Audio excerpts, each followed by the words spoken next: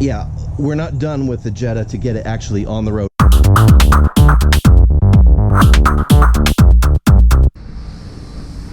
So back on the Jetta, before we bolt the axle to the transmission, we need to put the control arm back in place so that when it slides all together, those actually reach where they need to reach. Yeah, that is just an order of operations thing. We need to bolt the power steering line back in place and kind of go through. There's a bunch of other things that we need to put back in place in reverse order of everything that we took off before we can really do much. But while everything is still out of the way here, we do need to bleed the clutch. So I am gonna go ahead and get one of my family members to come help me as we bleed the clutch before we put all of this back where it's gonna make it troublesome to do so. So we'll do that. Where it comes to bleeding a hydraulic clutch like this, kind of the best process to do it is you pump the clutch pedal like 15 times and hold it, and then release the bleeder screw, get any air out of the system, close it down, and repeat a few times to just make sure there's no air in the system. You can actually use a power bleeder as well on here. I do have one. I'll put it on the reservoir for the brake fluid because it shares brake fluid for the clutch. And we'll flush the old fluid out too. The old fluid goes bad and it gets a high water content in it, and then you get kind of a squishy pedal feel. We don't want that. We want an absolute perfect pedal as we're starting off with this. So we're gonna do our best to flush that all out. And of course, while you're in there, I may as well flush all the brakes as well. So we will be doing clutch and the brake fluid for the whole car. I'll get those up off the ground and we'll deal with the rear brakes as well. So all of this has to happen, but we're gonna start with the lower control arm and the axles. 2 hours later. Okay, so I finally got that mischief managed with this. There's a captive bolt in there that came loose, so I had to do the same thing as I did with the other side.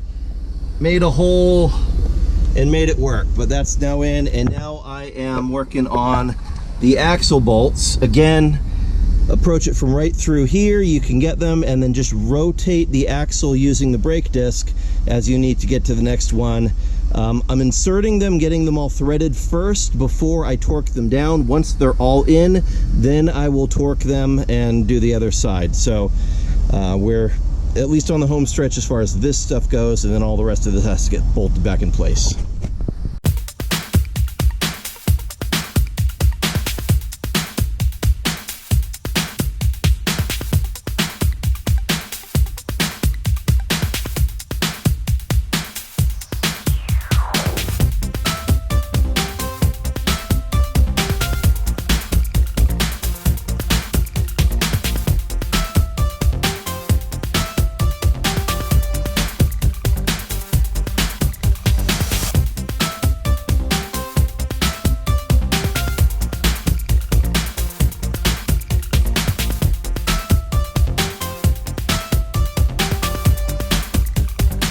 Of bleeding the brakes. With this, we've got a pressure bleeder going.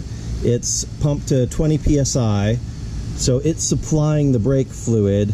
In the car, my lovely assistant is pumping the brake 15 times, then holding the pedal while I release down here to get all of the bubbles and air and old fluid out of the system. So just release, tighten it down, and then she pumps again. We do this a bunch of times until that fluid down there is running clear.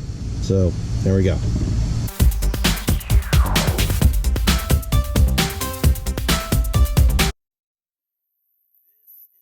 Nasty clutch fluid that we just drained out. So it took quite a bit to get it to where it all came out clear, but that is what was in there. Now the clutch feels buttery smooth and wonderful. Of course, there's still all this nasty brake fluid in the rest of the system, so we are going to go ahead and flush the entire brake system after we get all this put back together. Before we put this on the road, we're going to start off with a fresh fresh fluid everywhere on there. Replacing the upper transmission support bracket. I'm going to go loose into the actual bracket side because there's a nut that I have to put on the back side of that, and that's going to be kind of a pain in the butt. So we'll do what we can with it.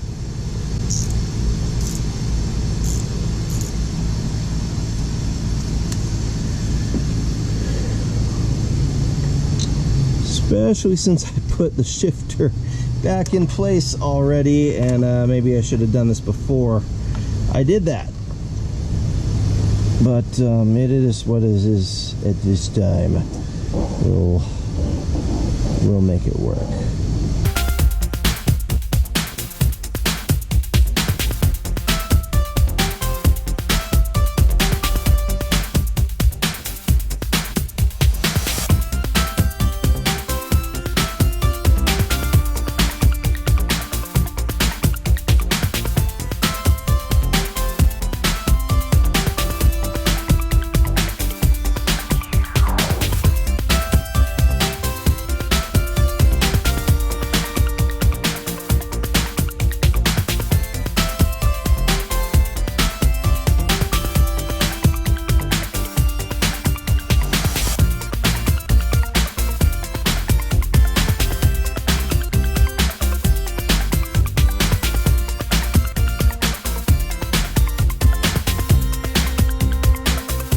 As I mentioned before, we bled the clutch and all sorts of nasty stuff came out. So we're gonna do a full brake bleed and flush on the whole car.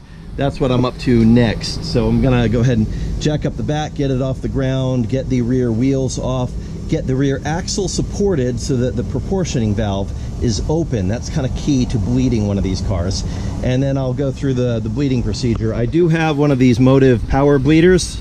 Super helpful, so you don't absolutely need to have a second person while you're bleeding the car, but just make sure when you bleed the brakes, follow the factory repair manual instructions for it. Just because it's a four-wheel disc car does not mean that they all bleed exactly the same. And I have learned from car to car that the procedure and the order of which corner matters, especially when there's an ABS system involved. So in order to bleed the ABS pump, you have to use VCDS, and yeah, there's some stuff you need to do. So it's going to be a little involved. It's not just a simple crack it open and bleed the things, but we will bleed the system, flush the system, all that fun stuff, and then she should be ready to get back on the road.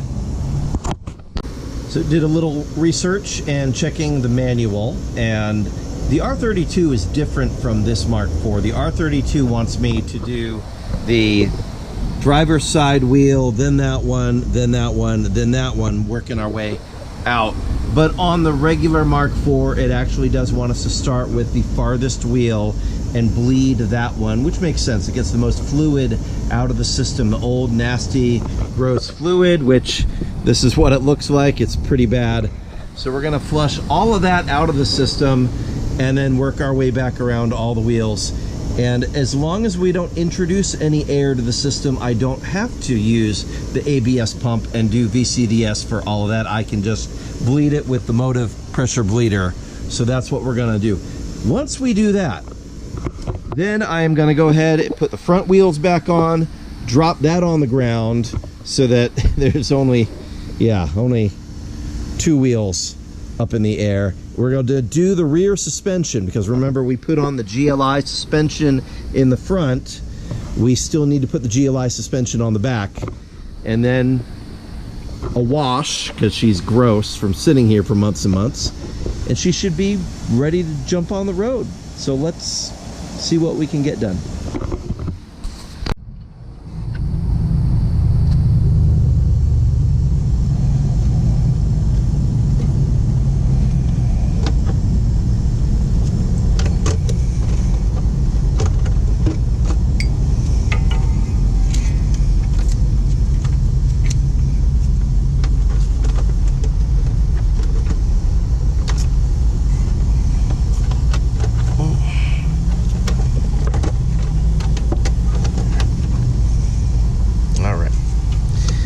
These are very handy for doing this job, so make sure you get a quality one, not one from like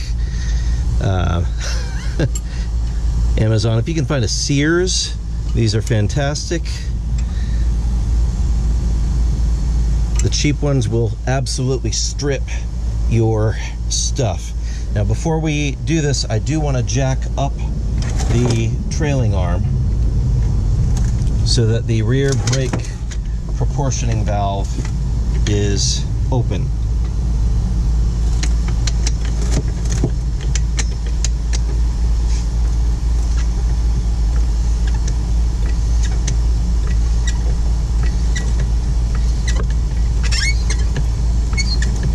There we go. That should do us. And we've got pressure in the front, so this should let us get old, nasty, gross fluid out of there. Yeah, that is really pretty ugly. So I'm gonna let that run until we see it run clear.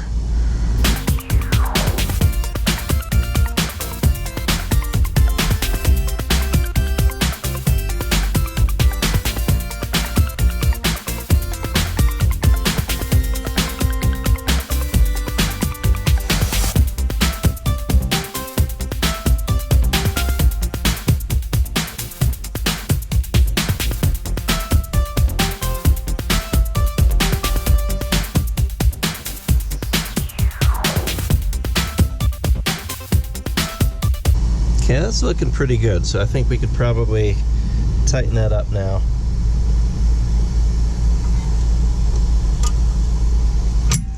Oops.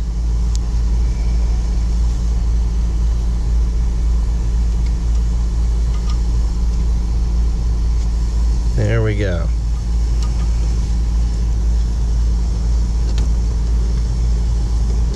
Okay, and that's one corner.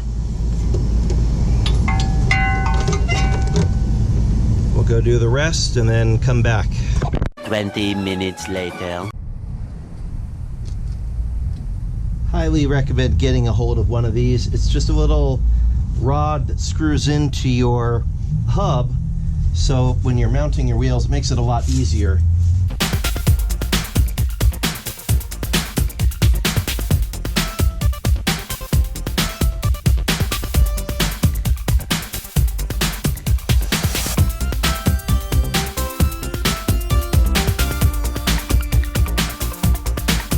And of course, as soon as it's back on the ground, I will torque all the bolts to spec.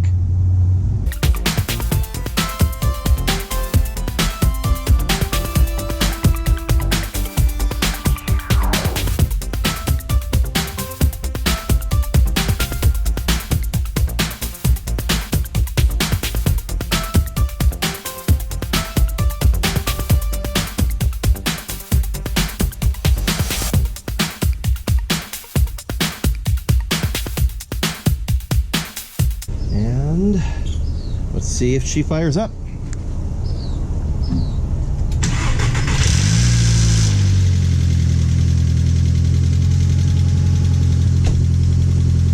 We have life! Yay! All right, we're gonna move her that way and wash her because she is gross.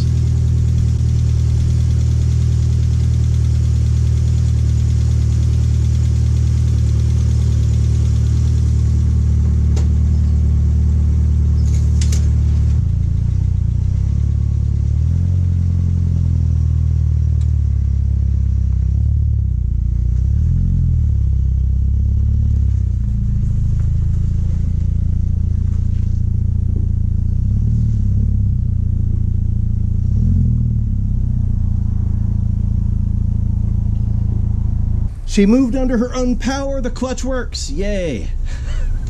So I'm going to call this mischief managed, but I'm going to clean the car up because I want to film it after she's actually not completely disgustingly dirty. Be back in just a few minutes.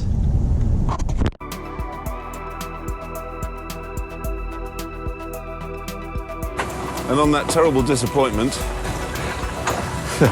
it's time to say goodbye. We'll be back.